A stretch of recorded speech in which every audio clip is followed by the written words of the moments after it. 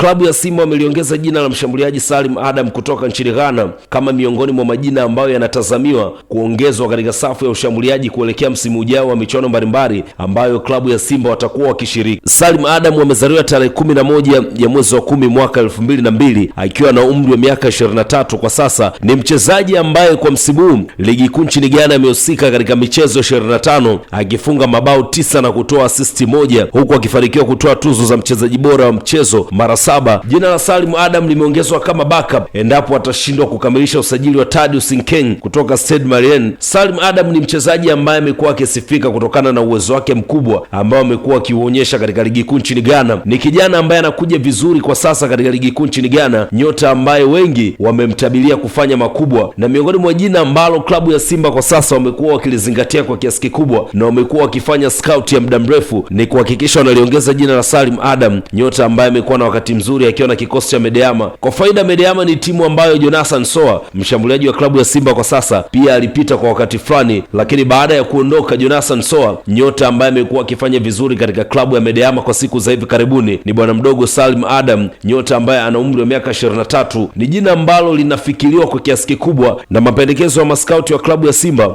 ni miongoni mwa majina ambayo wameyapendekeza kwa siku za hivi karibuni kuhakikisha anakuja kuongeza nguvu katika eneo la ushambuliaji, eneo ambalo kwa sasa linaongozwa na Selemani Mwalimu, nyota ambaye amekuwa akipitia vipingamizi vingi kutoka kwa mashabiki mbalimbali wa klabu ya Simba. Na taarifa kutoka nchini Ghana zinaripoti kwa klabu ya Simba ni miongoni mwa watu ambao wamepeleka ofa za mapema katika klabu ya Medeama ili kukamilisha usajili wa bwana mdogo Salim Adam mwenye umri wa miaka 23, kuhakikisha wanampata mapema ili kuwasaidia katika michuano mbalimbali ambayo watakwenda kushiriki. Tunafahamu klabu ya Simba msimu ujao watakuwa wakishiriki michuano mingi ikiwepo michuano ya ligi ya mabingwa barani Afrika, na moja kati ya sababu kubwa ambayo imekuwa ikizingatiwa katika usajili ambao wanaofanya kwa siku za hivi karibuni ni kuamua kusajili wachezaji ambao wana uzoefu mkubwa na michuano ya kimataifa. Salim Adam ni mchezaji ambaye pia amepata nafasi ya kucheza katika timu za vijana upande wa timu ya taifa ya Ghana chini ya umri wa miaka 20. Ni mchezaji ambaye ana uzoefu mkubwa sana katika michuano mbalimbali japo umri wake ni mdogo kwa sasa akiwa na umri wa miaka 23.